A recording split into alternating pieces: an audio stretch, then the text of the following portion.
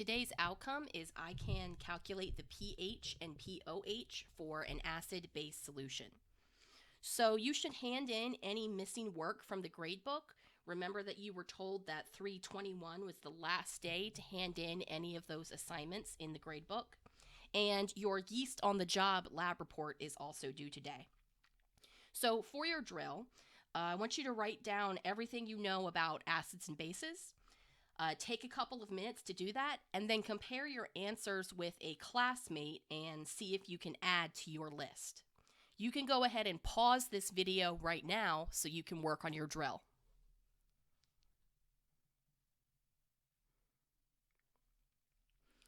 We're going to go ahead and go over homework 7.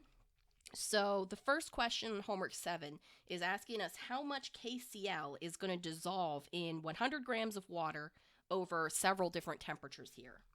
So KCl on this chart is the green line that we see here. So looking at the solubility at 10, looks like it's about 31 grams.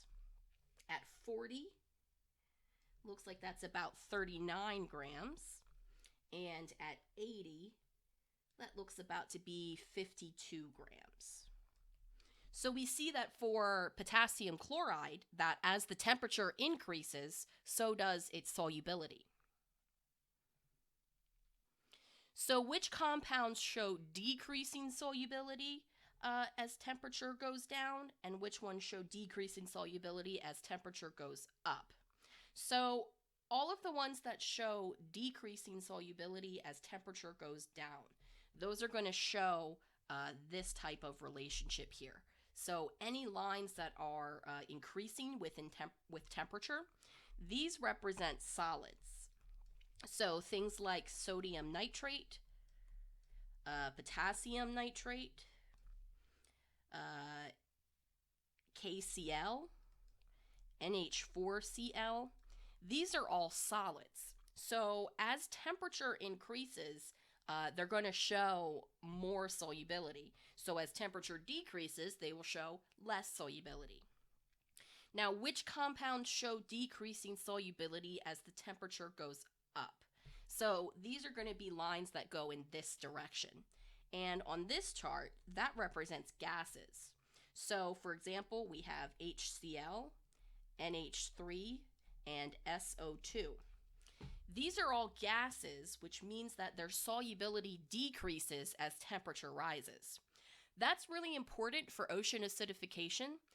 In polar regions where the water is colder, more carbon dioxide can dissolve in the water, that's a gas, which increases the acidity in those regions. So at 50 degrees, which has a higher solubility? So we want to look at HCl or SO2. So here's HCl, much higher. So the higher solubility is going to be HCl there. Now, which compound decreases the fastest when the temperature increases from 50 to 70? So here's 70. So we're looking for whichever one of these three lines has the steepest slope. So the one with the steepest slope here is going to be NH3. So that would be if we were just comparing all the gases here. In this particular problem, we're comparing KNO3. So I'm going to make my lines a little longer up here. So here's KNO3. Now KNO3 shows an increasing solubility. So I know that it can't be KNO3. So then looking at HCl, which is here, and SO2, those both show decreasing slopes. So the one that's changing the fastest is going to be HCl.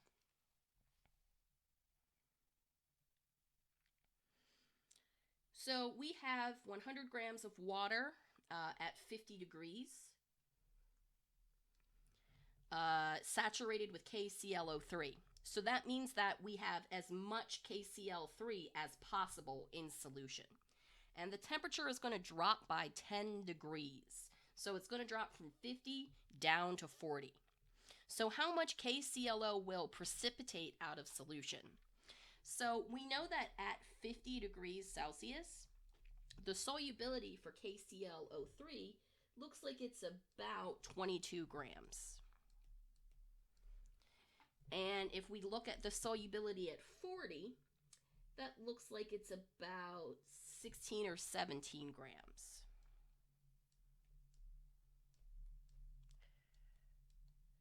So if I subtract these, that's going to tell me how much of that KClO3 will no longer be dissolved. So it'll form crystals in the bottom of the beaker. So 22 minus 16 is going to give us 6 grams that will fall out of solution. So homework 7, you can go ahead and hand that into the bin. Make sure you put your name on this. And then next we're going to go ahead and work in our unit packet on classwork 12.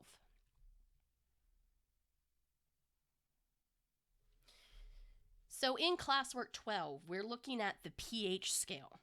So let's start off by talking about what an indicator is. So an acid-base indicator is a complicated looking organic molecule, and when it's added to solution, the structure of the molecule changes based on how much H plus ions are present in solution. So this causes the electrons in the molecule to behave differently, which our eyes see as a change in color. So if we look at this indicator here, this is bromothymol blue, which you see on your chart here. So bromothymol blue changes color around pH 7. So in an acidic solution, this guy is going to be yellow. Whereas in a basic solution, this guy is going to be blue. And that's because of the changes in the structure that occur whenever we're present in those different levels of acidity. So we want to use this indicator chart to determine what color each of those indicators would be. So you might want to pause the video and just go back a few seconds so that you have the color version of that pH indicator chart in front of you. So we're just going to look at these different indicators and we want to know what color they're going to be in these different pHs. So thymol blue, that's the first indicator in your table, is going to have a pink color in pH 0. It'll change to orange in pH 2. It'll be yellow in pH 7, and then it will be dark blue in basic pHs. So this could be useful to test the pH of something. So we can put some indicator in there, and based on its color, we have an idea of what the pH is. It's also useful for monitoring when the pH of a solution changes. So the next indicator is Congo red. So Congo red is purple in pH 0 and 2. So in these acidic pHs, it's purple. And then in other pHs, it's going to be red. Methyl orange is going to be pink in acidic pHs, like 0 and 2. And it will be yellow in pH 7, pH 10, and pH 14.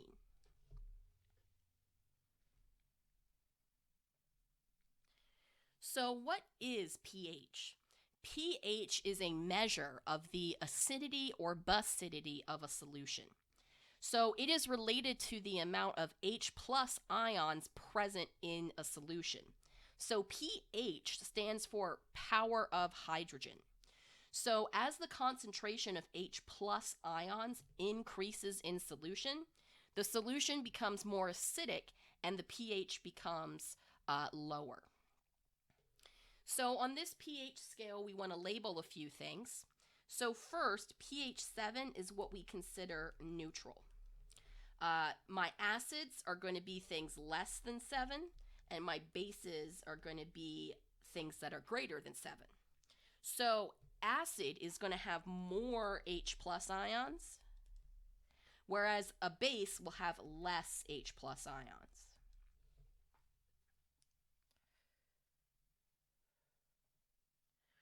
So to calculate pH, pH is an abbreviation for power of hydrogen. So this is because the equation requires the concentration of H plus ions. We measure concentration in molarity, which is moles per liter. Remember that we also use the square brackets that we see here to symbolize molarity as well. Now, in order to type this equation onto your calculator, first you need to type in the negative sign on your calculator, so we get the negative log here. Then you press the log button right here. So once you press negative log and you have that on your screen, you're going to want to put in parentheses, and then you plug in whatever the concentration of H plus is, and then press enter, and that'll give you your pH there. So for each of these acids, we want to determine the concentration of H plus and pH.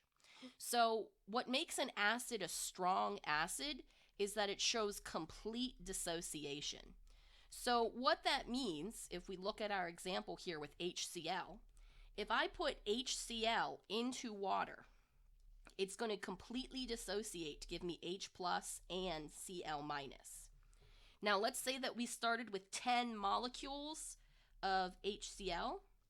Well, that means we'll get 10 molecules of H plus and 10 molecules of Cl minus. So the concentration of the acid is the same as the concentration of H plus. So if I type in the negative log and I put in the value of H plus, that gives me my pH. So in this next row here, you should pause this and go ahead and try to answer this question. You can go ahead and return to this video whenever you're ready. So in my second acid, the concentration of H plus is 0.0035. Again, because this is a strong acid, the amount of H plus that you get is the same as the concentration of the acid. So to find the pH of this, I need to do the negative log of 0.0035 in my calculator. When I do that, my pH is 2.46. Now notice that my pH is higher this time, and the amount of H plus is lower. So as we have less H plus in solution, our pH is going to increase. So for the next one, my concentration of H plus is the same as the concentration of my acid. So that's 2.82 times 10 to the negative 4. So to find the pH, I need to do the negative log of that number. So when I type that in my calculator, I get that my pH is 3.55. So again, we see that as the amount of H plus decreases, the pH increases. So a solution of hydrochloric acid is made by dissolving 0.1823 moles of HCl to make 5 liters of solution. We want to get the concentration of the acid, then we want to find the pH of solution. So if I add HCl to water, or any strong acid to water, it's going to show that 100% dissociation. So if I start with 0.1823 moles of HCl, that means I'm going to get that same amount of H plus and Cl minus in solution. So to find the molarity of H plus, I need to divide the moles of H plus, which is the same as the concentration of the acid, divide that by the volume of the solution, which is 5 liters. So whenever I solve, I get 0.03646. So to determine the pH of this solution, I need to take the negative log of that value. So that's going to be the negative log of 0.03646. And when you type that in your calculator, you get a pH of 1.44.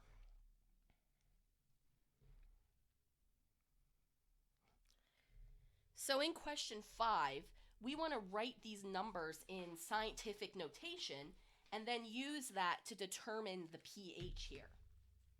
So you can pause this video and try to write these in scientific notation. You'll start to see a pattern when you do. So this is going to be 1 times 10 to the negative 2. This is going to be 1 times 10 to the negative 3. And this guy will be 1 times 10 to the negative 4. So if I type that in my calculator, negative log of my concentration, this gives me a pH equal to 2. If I do the next two, I get a pH of 3 and I get a pH of 4 here. So there should be a pattern that you're noticing here. So when you look at this data table, the pattern that we see whenever we write the exponent in scientific notation, the exponent is the pH. But it has opposite sign. So for example, a solution that has an H plus concentration of 1 times 10 to the negative 6, that would be a pH of 6. So why does it work that way? So pH is what's called a logarithmic scale. What that means is that each pH value is separated by a factor of 10. So this is kind of like the Richter scale for earthquakes. So for example, an earthquake of magnitude 8 is stronger than an earthquake of magnitude 6 by 2 factors of 10. So 10 squared is 100. So that means that a magnitude 8 earthquake is 100 times stronger than a magnitude 6 earthquake.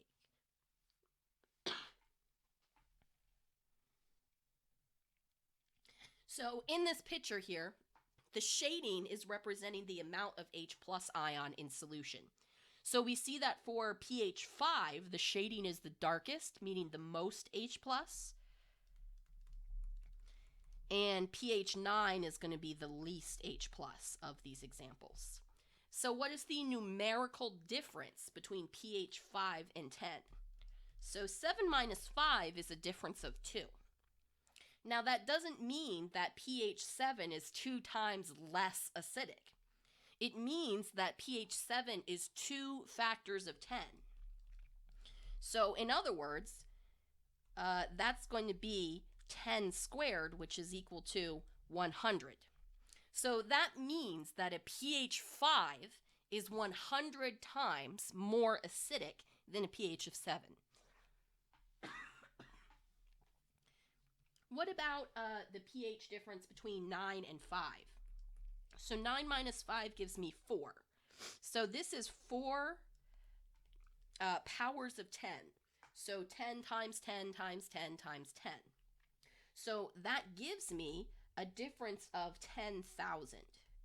What that means is that a pH of 5 is 10,000 times more acidic than a pH of 9.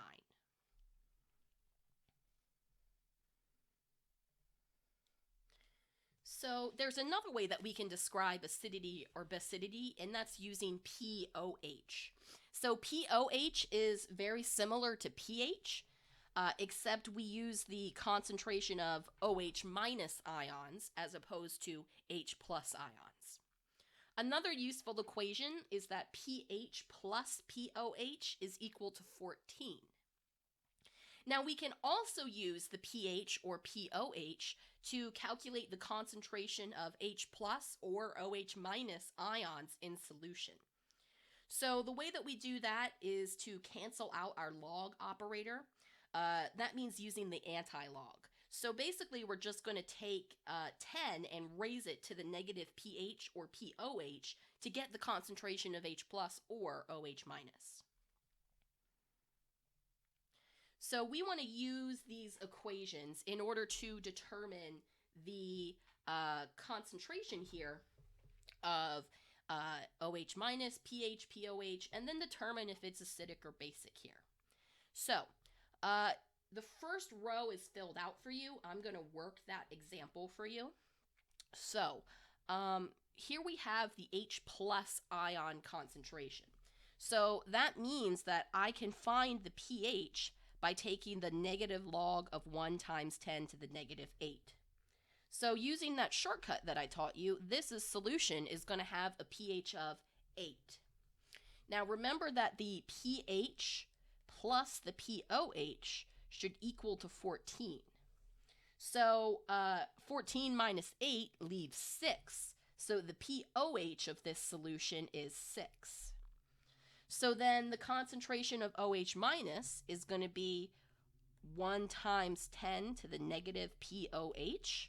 So that's going to be 1 times 10 to the negative 6 here. And then with a pH of 8, that is above 7, making this a basic solution.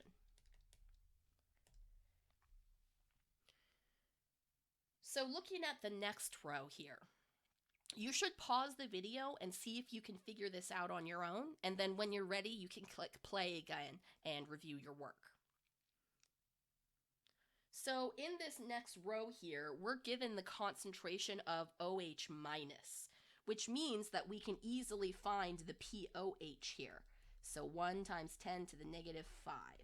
So this is going to give me a pOH of 5. We also know that the pH plus the pOH should equal 14. So that tells me that my pH here is 9. So the concentration of H plus is going to be 1 times 10 to the negative pH. So that's going to be 1 times 10 to the negative 9. And with a pH of 9, this solution is also going to be basic.